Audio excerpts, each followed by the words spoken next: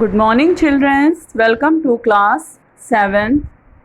In previous class, we read about the life history of silk moth and silk.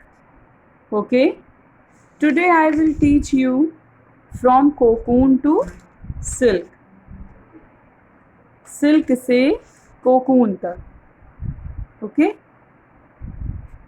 For obtaining silk, moths are reared and their cocoons are collected to get silk threads.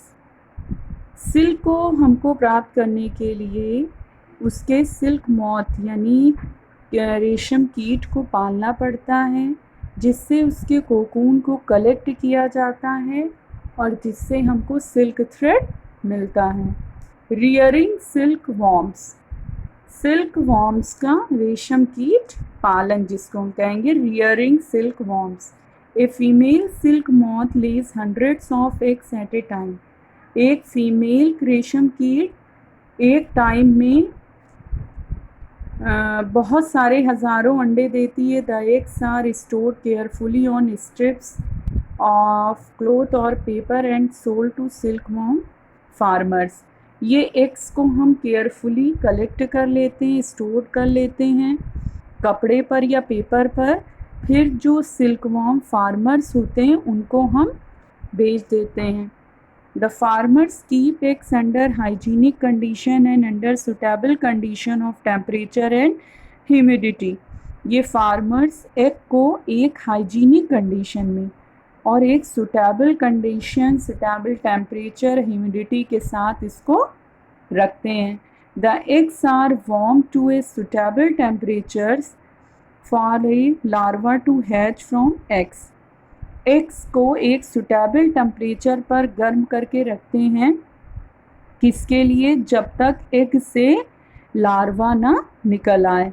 This is done when mulberry trees bear a fresh crop of leaves. ये तब होता है जब शहतूत की पत्तियाँ एक fresh leaves को पैदा करती हैं, बियर करती हैं. द लार्वा कॉल्ड कैटरपिलर और सिल्क वॉर्म, एक लार्वा जिसको हम कैटरपिलर या सिल्क वॉर्म्स कहते हैं, eat day and night and increase in normally in size. वो दिन और रात इसको खाता रहता है और वो साइज़ में बड़ा हो जाता है. The larva are kept in a clean bamboo trays along with freshly chopped mulberry leaves. इस लार्वे को रखते हैं हम क्लीन बैम्बू ट्रे में एक ताज़ी शहतूत की पत्ती के साथ. After 25 to 30 days, the caterpillar stop eating and move to tiny chambers of bamboo in the tray to spin cocoon. After 25 to 30 days, यानी 25 से 30 दिनों के बाद कैटरपिलर जो है खाना बंद कर देता है एंड छोटे छोटे चैम्बर्स बैम्बू के होते हैं उनमें चला जाता है. स्मॉल रैक्स और ट्विग्स में be provided in the trees to which cocoon get attach. The caterpillar और silk worms spins the cocoon inside. Caterpillar या सिल्क वॉर्म कोकून को बनाते हैं जो कि डेवलप करता है, जो कि डेवलप हो जाता है सिल्क मॉथ में यानी कि रेशम कीट में. प्रोसेसिंग सिल्क, कैसे सिल्क प्रोसेसिंग करते हैं? ए pile of cocoons is use for obtaining silk fibres. Silk fibres को प्राप्त करने के लिए हम कोकून की एक बड़ी ढेरी लेते हैं. The cocoons are kept under the sun और बॉयल्ड और एक्सपोज टू स्टीम. कोकून को हम रखते हैं एक सन में, एक बॉइल्ड कंडीशन में, जब तक वयस्क कीट के विकसित होने से पहले. कोकून को विकसित होने से पहले हम वयस्क कीट को हम सन में रखते हैं या बॉयल जगह पे. The silk fibres separate out, वहाँ से क्या होता है कि इसके फाइबर्स अलग हो जाते हैं. The process of taking out threads from the cocoon for use a silk is called reeling the silk. एक ऐसा प्रोसेस जिसमें से थ्रेड जो होते हैं वो कोकून से अलग हो जाते हैं और जो यूज़ किए जाते हैं सिल्क में, इसको हम कहते हैं रीलिंग द सिल्क, इस प्रोसेस को। Reeling is done in a special machine.